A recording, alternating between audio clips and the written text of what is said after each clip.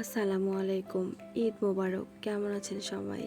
ঈদের দিন কিন্তু খুব সকাল সকাল ঘুম থেকে উঠে পড়েছিলাম। তখন মোটামুটি সকাল ৬টা বাজে। আর ঘুম থেকে উঠে আমি আমার রুমটা সুন্দর করে গুছিয়ে নিয়েছিলাম। আর আজকে যেহেতু ঈদের দিন, মানে কোরবানির ঈদ বলে কথা, সারাদিন অনেক বেশি ব্যস্ত থাকতে হবে। তাই আমি আমার ঘরটা আগে সুন্দর করে গুছিয়ে নিলাম। আর এখানে আকাশটা মাশাআল্লাহ অনেক বেশি পরিষ্কার ছিল, কারণ গত ২-৩ দিন যাবত ওয়েদারটা এত বেশি খারাপ ছিল। যাই হোক, এখানে আমার যা আমাকে হাতে মেহেদি লাগাই দিছিল, তো আমি ওইটাই দেখতেছিলাম কেমন কালার আসছে। আর শেষ পর্যন্ত কিন্তু মেহেদির কালারটা এত সুন্দর ছিল না, কারণ কোরবানির ঈদে কাজ করতে করতে অবস্থা খারাপ। আর এটা আমি না, আমি জানি সব আপুদের সাথে এটা হয়।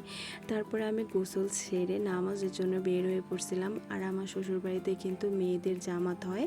আর এই দুইটা ঈদের জন্য আমি অনেক বেশি অপেক্ষা করে থাকি, কারণ এখানে সবাই মিলে একসাথে নামাজ পড়তে অনেক বেশি ভালো লাগে। এখানে কিন্তু নামাজ জন্য সবাই দাঁড়িয়ে গেছে, তখনও কিন্তু নামাজটা শুরু হয় নাই। আর ২-১ মিনিটের মধ্যে হয়তো নামাজ শুরু হয়ে যাবে। আর আমিও কিন্তু দাঁড়িয়ে পড়ছিলাম নামাজের জন্য। নামাজ শেষ হওয়ার পরে এখানে হুজুর খুতবা দিচ্ছিল, আর আমরা সবাই মিলে বসে সেই খুতবা শুনতেছিলাম। আর খুতবা শেষ হওয়ার পরেই কিন্তু হুজুর একটা মোনাজাত করবে। তো যাই হোক, খুতবা শেষ হওয়ার পরে মোনাজাত শেষ করে বাসায় চলে আসছিলাম। আর এসে আমি আপনার ভাইয়াকে এই টি শার্টটা বের করে দিছিলাম। এই টি শার্টটা আমার নন্দাই, মানে আমার ননদের হাজবেন্ড, খুব শখ করে ঈদ উপলক্ষে সবার জন্য তৈরি করে নিয়ে আসছিল। নামাজ শেষ করে বাসায় এসে সবাই কোরবানির জন্য প্রস্তুতি নিচ্ছিল। আর এগুলো দেখতে না অনেক বেশি খারাপ লাগলেও মনে হয় যাক, আল্লাহর উসিলায় যেহেতু দেয়া, আল্লাহ আমাদের সবারই কোরবানিটা কবুল করে নিক।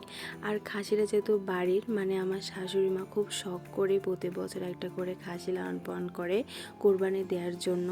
আর আব্বাই কিন্তু নিজের হাতে কোরবানি দেয়, এই বিষয়টা অনেক বেশি ভালো লাগে। যাই হোক, আলহামদুলিল্লাহ আলহামদুলিল্লাহ আলহামদুলিল্লাহ, আব্বার কিন্তু এখানে খাসিটা কোরবানি দেওয়া শেষ। আর আমরাও সবাই ওখানে দাঁড়িয়েছিলাম। যাই হোক, ছাগলটা কোরবানি দেওয়ার পরে এখানে সবাই গরুটাকে বাঁধতেছিল কোরবানি দেওয়ার জন্য। আর গরুটাও কিন্তু আব্বা নিজের হাতে কোরবানি দিবেন। আর গরুটাকে ভালোভাবে বেঁধে নিচ্ছিল, যাতে এটা কোরবানি দেওয়ার সময় না উঠে পালায়। কারণ অনেক সময় এমন হয় যে ভালোভাবে বেঁধে না নিলে সমস্যা হয়। যাই হোক, এখানে সবাই কিন্তু সুন্দর করে ধরাধরি করেছে গরুটা।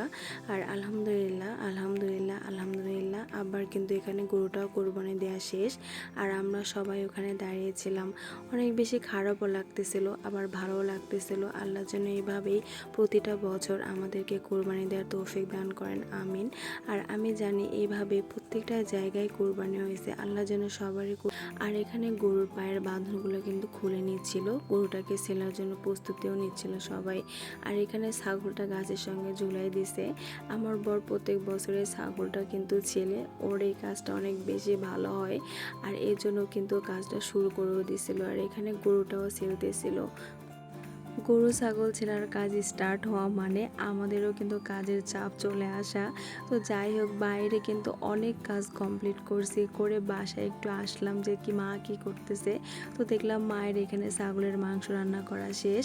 আর তখনও কিন্তু গরুর মাংস কাটাকাটি চলতেছে। আপনারা আবার ভাইবেন না আমি সারাদিন ভিডিও করছি, আমিও কিন্তু অনেকগুলা মাংস কাটছি, যেগুলো ক্লিপ নেওয়া হয় নাই, শুধু আপনাদের সঙ্গে শেয়ার করার জন্য ফোনের ভিডিওটা আবার চালু করলাম। আর এভাবে কিন্তু অনেকগুলো মাংস সেভাবে রাখতেছিল আলহামদুলিল্লাহ। আর মাংসগুলো রাখার পরে আমি আর আমার যা মিলে এভাবে ছোট ছোট প্যাকেট করতেছিলাম, যারা আসছিল ওনাদেরকে দেওয়ার জন্য। আর আত্মীয় স্বজনের জন্য মা ওগুলো ঠিক করতেছিল। আর এখানে আমাদের একটা বড় আম্মু ছিল, যিনি আমাদের ভুঁড়িগুলো পরিষ্কার করে দিচ্ছিল, কারণ আমি ভুঁড়ি পরিষ্কার করতে পারি না। আর প্রত্যেক বছর উনি করে দেয়। আর এখানে কিন্তু আমার শাশুড়ি মা গরুর মাংস বসাই দিয়েছিল। আর এইভাবে যে মা কতবার গরুর মাংস রান্না করছে তার ঠিক নেই, কারণ কোরবানি ঈদের দিন মানে হচ্ছে অনেক বেশি খাওয়া দাওয়া আর অনেক বেশি কাজ কাম। আর কুরবানিদের মাংস কিন্তু আমার শাশুড়ি মা নিজের হাতে রান্না করে। আর এতগুলো মাংস রান্না করার কোনো অভিজ্ঞতা আমার নেই। যাই হোক, অন্য চুলাতে মা ভুঁড়িগুলোও গরম বসাই দিছিল, কারণ ভুঁড়িগুলো পরিষ্কার করা হয়ে গেছিলো অনেক আগেই। তাই আমি আর আমার যা ভুঁড়িগুলো কেটে নিয়েছিলাম। আর এইগুলা কাজ কমপ্লিট করে প্রায় রাত 8টা বাজে গোসল করছি। যাই হোক, সবাই ভালো থাকবেন। আল্লাহ হাফেজ।